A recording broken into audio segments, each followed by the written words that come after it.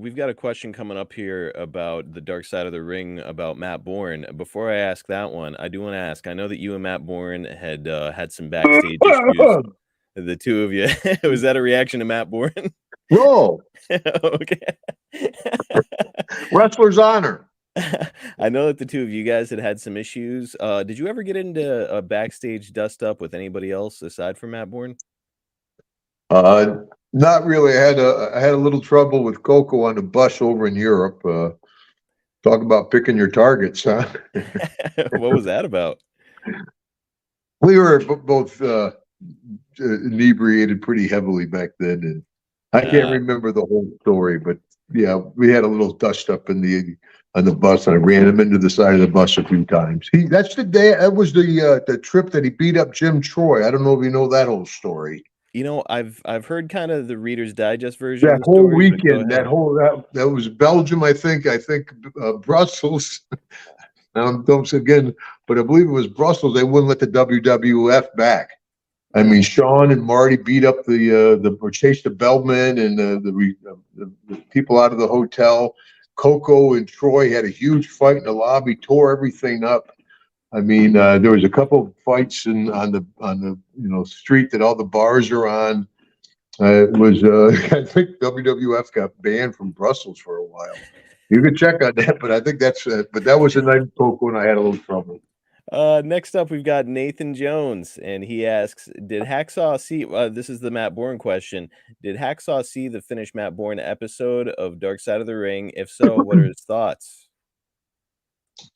Oh, I was surprised. I was happy with the Dark Side of the Ring folks. They contacted me and they wanted to do it, and they're going to do it here at the house, and they were going to pay me a nice amount. And it was, a 3-camera shoot, and they had probably 6 or 7 different guys here, and we shot for maybe 3 hours, and they used 45 seconds. But I was surprised with that. Matt and I, we definitely had trouble. One guy had a lot of trouble with, we actually had a couple of fist fights. Have you heard the story? Go ahead and Marcus? tell it for our listeners that are unfamiliar. Go ahead and tell the story. I think they'd be interested. Yeah. Okay. Well, this was back in Mid-South. We were the Rat Pack. I was a young guy. It was me, DiBiase, and Borne were the Rat Pack. We're a heel group. And I went over to Japan.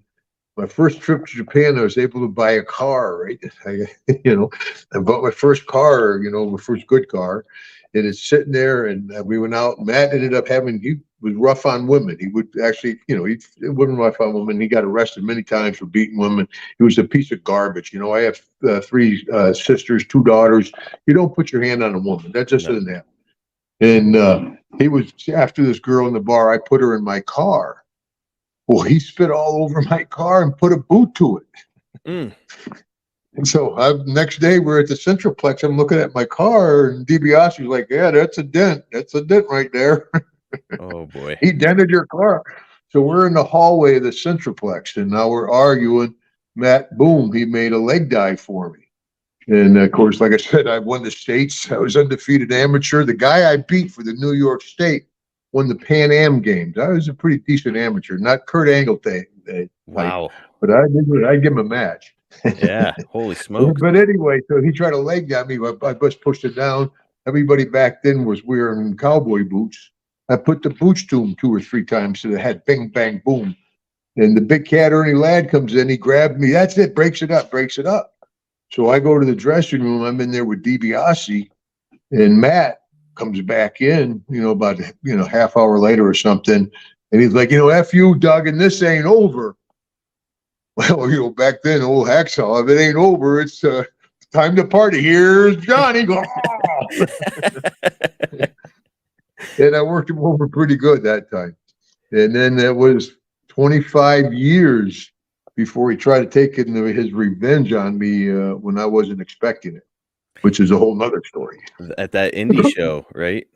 At the indie show in White Plains, where there's 100 people there. And he's like, "Hey, Duggan, I'll hit you with a chair. You hit me with a 2x4. I'm like, "Matt, I'll go out cheer USA. You hold your ears. We'll put on a good show." Long story short, he hits me in the nuts, gives me a shot. I'm like, "Holy shit, here we go. We're going live." I asked him, "Are we going to work or we're going to shoot?" finally, I grabbed my 2x4. He jumped out of the ring. He grabbed a chair. I grabbed my 2x4. And so I tell the referee, I'm like, hey, I'm old school. We got trouble. Settle it back in the dressing room. Like I said, tell him I'll finish it. I'll go to the dressing room. So I go down in the dressing room. Down in the bottom is downstairs in White Plains. And I'm all keyed up. And I know Matt, he carries a weapon. He's not a good person. And to talk bad about too bad. I have my 2x4 next to me waiting for him because I know he's coming down armed. Excuse me. Anyway, Butterbean comes up. Hey, Hacksaw, how you doing, brother? I'm like, don't mess with me, Bean! And Bean's like, Jim, I never lose my composure like that. And I said, I'm trying to defend myself. Well, come to find out, pre-planned, pre-arranged, premeditated. This is before intermission, which all as wrestling fans know, that's where you sell your gimmicks. That's where you make a lot of your money in intermission. Matt had taken, this match was before intermission, he'd taken all his gear, all his gimmicks, put in his car. So after the altercation in the ring, he never even came back to the dressing room. He went right out the fire exit, got in his car and left. So he was going to kick my teeth out of my mouth, beat the hell out of me when I'm out there working and he's shooting and, and then not even come back to the dressing room. Because if you did that to one of the boys, everybody's going to be hot at you. You know, I'm like this. And boom, he takes advantage of me and works me over. He's living out of the back of his car. I got my wife and family. I'm trying to live a normal life. Yeah, I was pretty upset. Wow. So I didn't know all that. I knew about the incident up there in White Plains. I didn't know that he had premeditated, this He attack. went right to his car. He came out. He comes right out of the ring. That shows on the dark side of the ring. Comes right out of the ring. They try to put the heat on where he kicked the guy. That's why I forget it. We were in a tag team match. He kicked the guy came out of his seat. I popped him. He went down. Imagine Matt taking the cheap shot. The guy's down on his hands and knees. He kicked him. He broke his jaw or a frontal orbital lobe. So the guy who sued me, he sued Matt, he sued the company, he sued the building. Matt just took off. He living out of his car. The company and building settled out of court. I'm like, well, wait, the guy punched me in the face first. He came 2 seats out of his row and punched me in the face. I got a right to defend myself. But there's a big difference between justice and law. And so, and plus Matt hurt him. So they couldn't get any money from Matt. They sued me. And that was the dark side of the ring. That was a big spin, but that had really nothing to do with it. More with the fight at the Centroplex in Baton Rouge. It had a lot more to do with that than the lawsuit. Gotcha. Okay. Well, and that makes sense. If you beat his ass all those years before, he was ready to take some revenge. But man, oh yeah, that's DiBiase, man. Yeah, I've been known to growl when I attack. But I figure I'm like a kung fu guy. Yeah.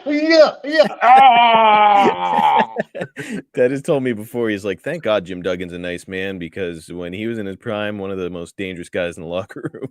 Yeah, like I said, there was a lot of tough guys. But that's why back in the day, you'd be in a bar and the guy, "Hey, brother, not bad." Let me show you a real one. It's like a potato from One Man Gang. Are you kidding?